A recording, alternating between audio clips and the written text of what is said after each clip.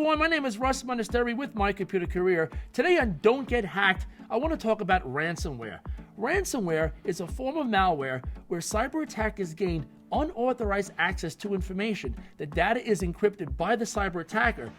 The victim is then left with a demand for an untraceable payment in exchange for a decryption key that will decrypt the data.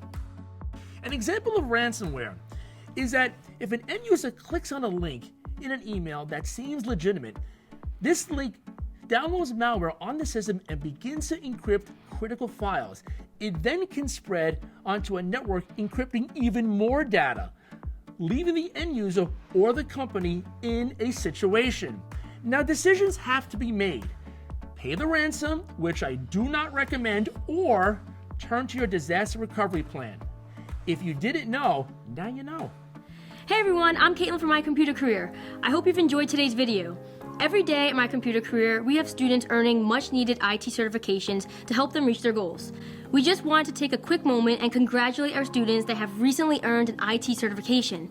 In fact, in 2021 alone, MyCC students earned 8,000 certifications. Are you interested in a career in IT? If so, you can start today by visiting the link in the description of this video or the link above. Here at MyComputerCareer, we are all IT.